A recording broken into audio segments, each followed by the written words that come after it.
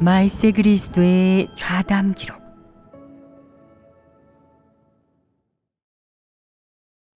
진리를 구하고 실행하는 것에 관한 말씀. 발췌문. 많은 사람이 다음과 같은 문제를 토로한다.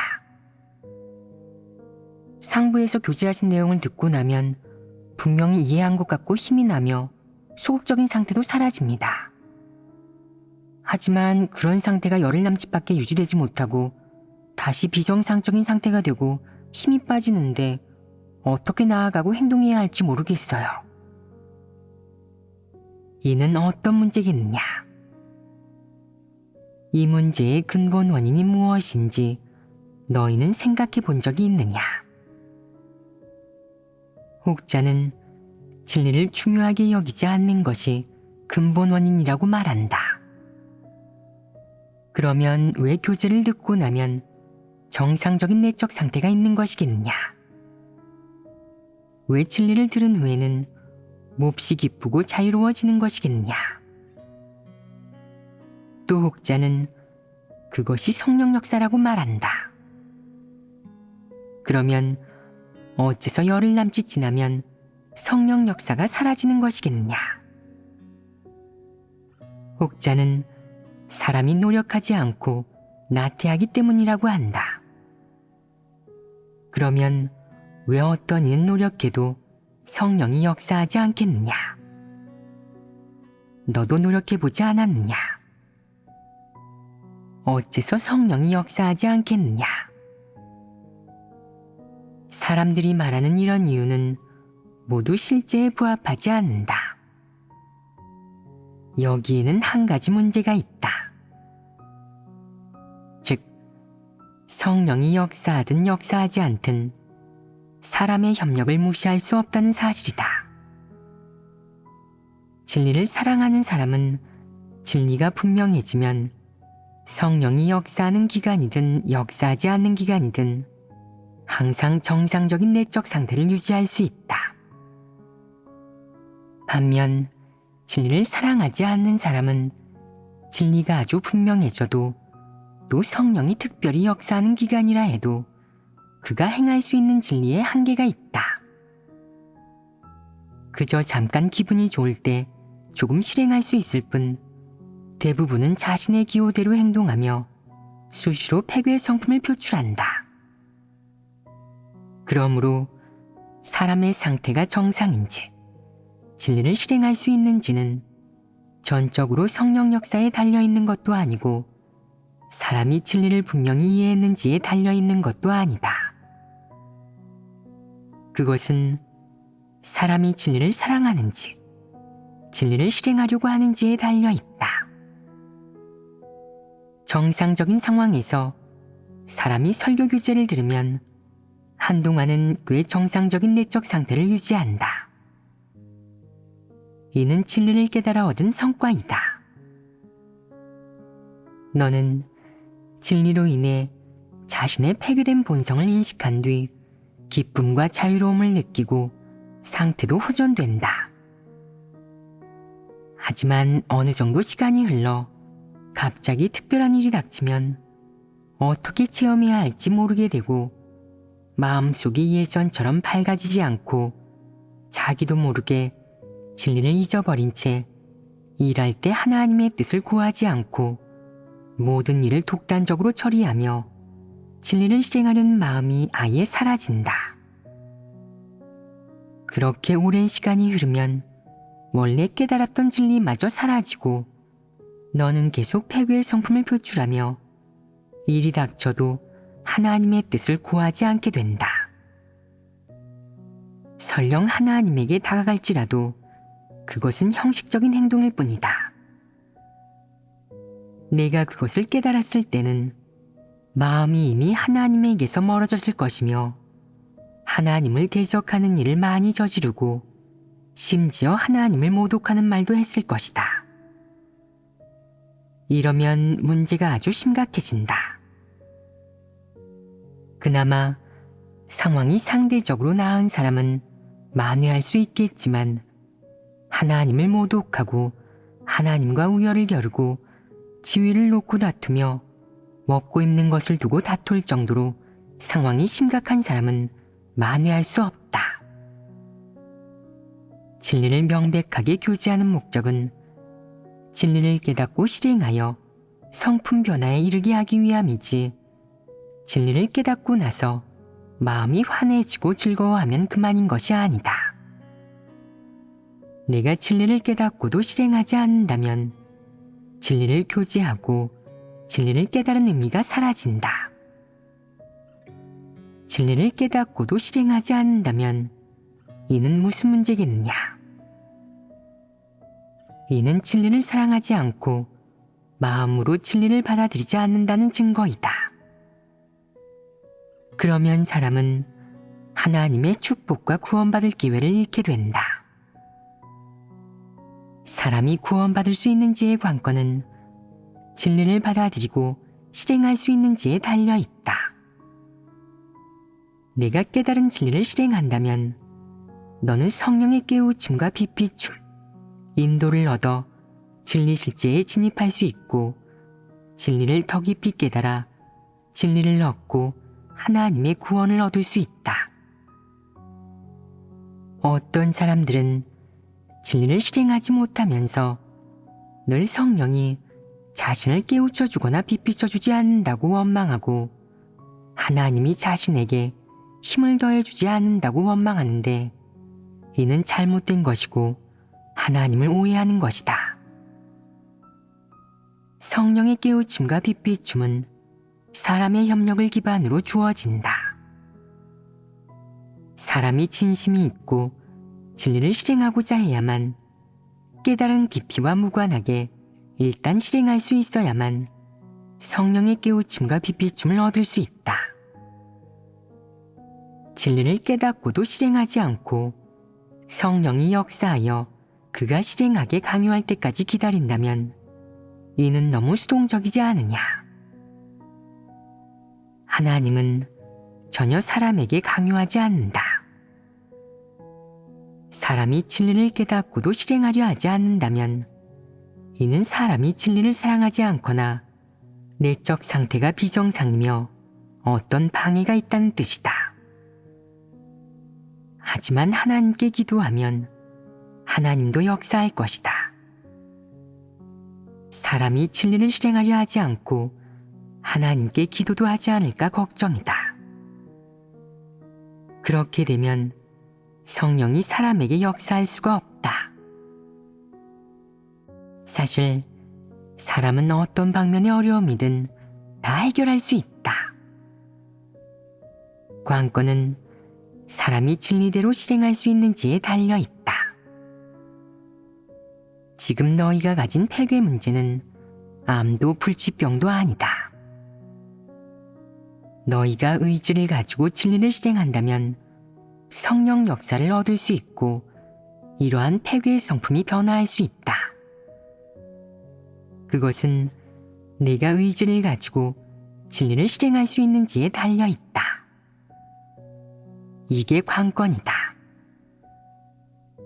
내가 진리를 실행하며 진리를 추구하는 길을 간다면 성령 역사를 얻을 수 있고 틀림없이 구원받을 수 있다. 하지만 네가 잘못된 길을 간다면 성령 역사를 잃을 것이다. 그럼 한 걸음 잘못 내디뎌 계속 잘못 내디디게 되면서 모든 것이 끝날 것이며 네가 아무리 오래 믿어도 구원받을 수 없을 것이다. 예를 들어 어떤 사람들은 사역할 때 어떻게 해야 하나님 집 사역에 도움이 될지, 어떻게 해야 하나님 뜻에 맞을지 전혀 고려하지 않는다. 결국 이기적이고 비열한 짓을 수없이 벌여 하나님의 혐오와 증오를 사게 된다. 그렇게 드러나 내쳐지는 것이다. 만약 매사에 진리를 구하고 진리대로 실행할 수 있다면 하나님을 믿는 정상 궤도에 이미 진입한 것이다. 그럼 하나님 뜻에 맞는 사람이 될 희망이 있는 것이다. 어떤 사람은 진리를 깨닫고도 실행하지 않으면서 도리어 진리는 겨우 이런 것이라고 자신의 뜻이나 패괴의 성품을 해결할 수 없다고 생각한다. 이런 자는 우스운 사람 아니겠느냐? 터무니없는 사람 아니겠느냐? 헛똑똑이가 아니겠느냐? 사람이 진리대로 실행한다면 패괴의 성품이 변화될 수 있지만 타고난 개성대로 하나님을 믿고 섬긴다면 아무도 성품 변화를 이루지 못할 것이다. 온종일 자신의 잘못된 선택으로 초래된 걱정거리 속에 파묻혀 이미 있는 진리도 알아보거나 실행하지 않고 기어코 자신의 길을 가려는 사람이 있다. 이 얼마나 황당무계한 작태냐. 정말이지 복이 있는데도 누리지 못하니 타고난 불운아 아니겠느냐. 진리를 실행하는 것은 이토록 간단하다. 중요한 것은 네가 실행하느냐 마느냐이다. 네가 진리를 실행할 의지를 가진 사람이라면 너의 소극적인 상태와 연약함, 패괴의 성품은 점차 해결되어 변화에 이를 수 있다. 그것은 내 마음이 진리를 사랑하는지, 진리를 받아들일 수 있는지, 진리를 얻기 위해 고생하며 대가를 치를 수 있는지에 달렸다. 네가 정말 진리를 사랑한다면 진리를 얻기 위해 온갖 고통을 감내할 수 있다. 비방이든 판단이든 누군가에게 버림받든 너는 인내하고 포용해야 한다. 하나님은 너를 보호하고 축복할 것이며 너를 버리지도 도외시하지도 않을 것이다. 이는 확실하다. 네가 하나님을 경외하는 마음으로 하나님께 기도하고 하나님을 의지하고 앙망한다면 헤쳐나가지 못할 낭만은 없다.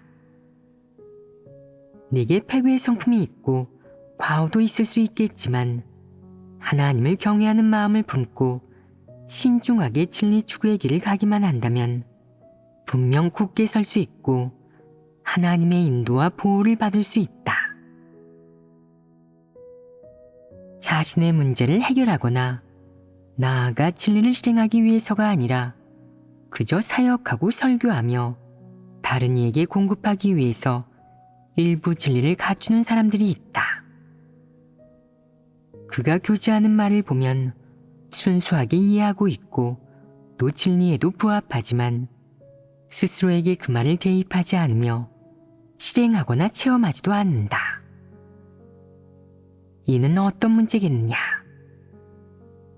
그가 정말 진리를 받아들여 생명으로 삼았겠느냐? 그렇지 않다. 도리를 아무리 순수하게 말한다고 해도 진리 실제를 갖추었다고 할 수는 없다.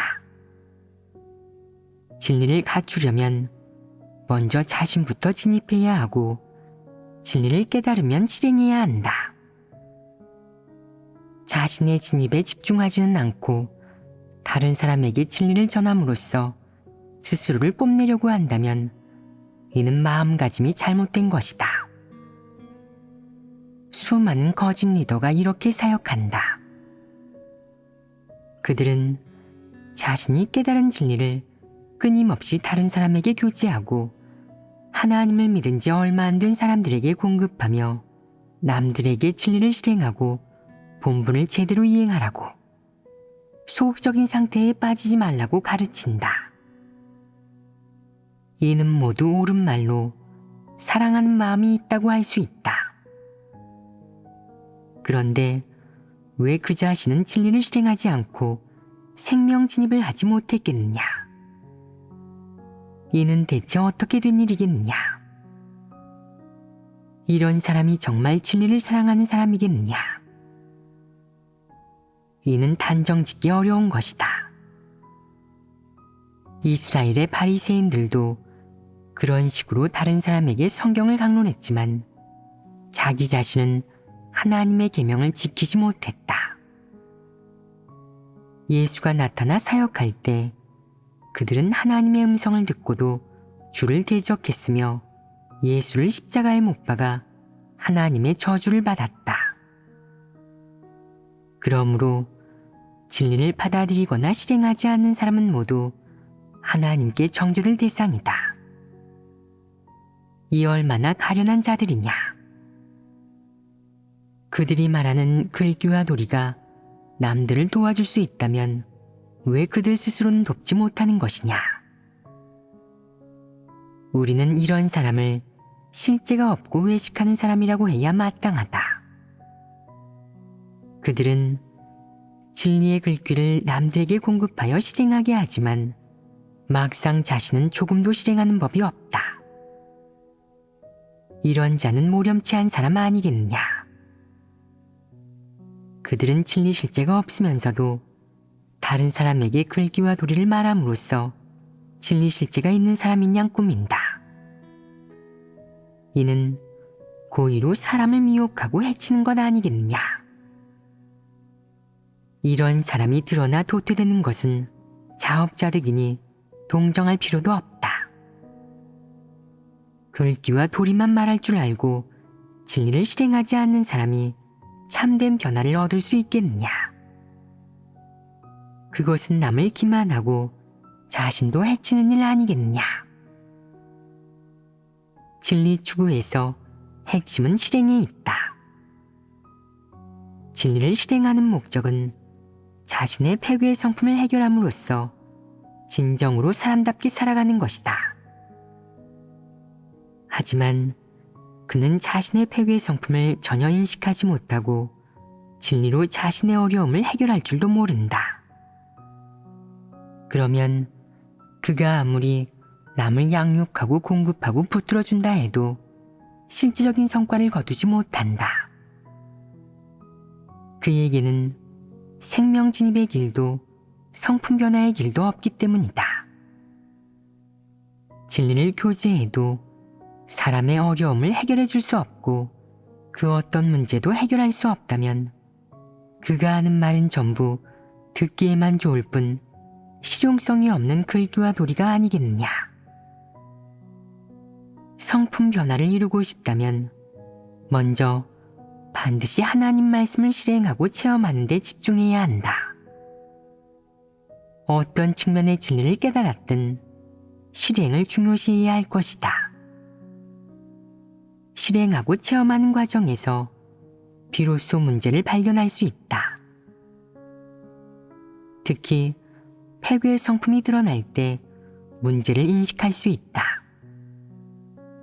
진리를 구해 이런 문제를 해결할 수 있다면 진리 실제에 진입할 수 있고 생명 성품에도 변화가 생길 것이다. 그 다음 다시 진리 실행을 논하면 길이 생길 것이고 진리를 교제하면 문제를 해결할 수 있을 것이다. 이는 네가 기꺼이 진리를 실행하고자 하기만 하면 진리 실제를 갖출 수 있고 네가 기꺼이 진리를 실행하고자 하기만 하면 남에게 공급할 자격을 얻게 된다는 것을 의미한다. 그러면 하나님도 너를 칭찬하고 다른 사람들도 너에게 동조할 것이다.